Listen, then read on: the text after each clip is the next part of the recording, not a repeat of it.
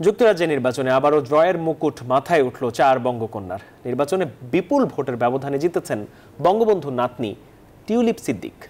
এছাড়া রুশনারা আলী টানা পঞ্চমবারের মতো লেবার পার্টি থেকে নির্বাচিত হয়েছেন।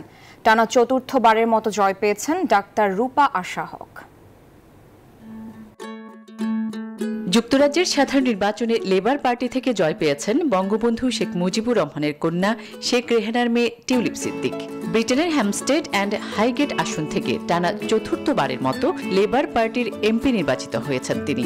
জয়ের পর সাংবাদিকদের কাছে প্রতিক্রিয়াও জানান টিউলিপ। আপনাদের দোয়ায় আমি এই 4th টাইম আবার ইলেক্টেড হলাম। আমাদের বাংলাদেশি কমিউনিটি সবসময় আমাকে সাপোর্ট করে, আর আমি খুব গ্রেটফুল যে এইবার ওনারা আমাকে সাপোর্ট করেছে। আমি চাই যে আমাদের আরো 3টে বোন যে আছে, রূপা, রুশনারা, আফসানা, সবাই যেন ভিক্টরি হয়। এবার আমরা সবাই লেবার গভর্নমেন্টে সার্ভ করতে পারি।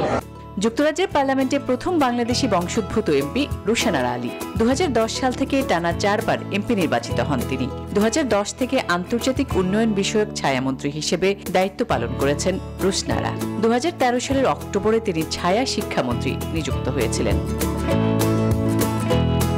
লেবার পার্টির হয়ে দাপুটে জয় পেয়েছেন আরেক বাংলাদেশি বংশোদ্ভূত রূপা হক। 2015 সালে প্রথমবারের মতো এমপি নির্বাচিত হন রূপা। 2016 সালের অক্টোবরে লেবার পার্টির ছায়া স্বরাষ্ট্রমন্ত্রীর দায়িত্ব পান তিনি।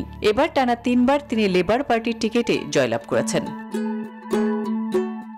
এদিকে পূর্ব লন্ডনের পপলার অ্যান্ড লাইম হাউস আসন থেকে লেবার পার্টির মনোনয়নে নির্বাচনে জয়লাভ করেছেন আফসানা বেগম। এর মধ্য দিয়ে দ্বিতীয়বারের মতো হাউস অব কমন্সে বসতে যাচ্ছেন বাংলাদেশি বংশোদ্ভূত এই নারী। ব্রিটেনে এবারে সাধারণ নির্বাচনে বিভিন্ন দলের হয়ে লড়েছেন অন্তত 34 বাংলাদেশি বংশোদ্ভূত ব্রিটিশ নাগরিক।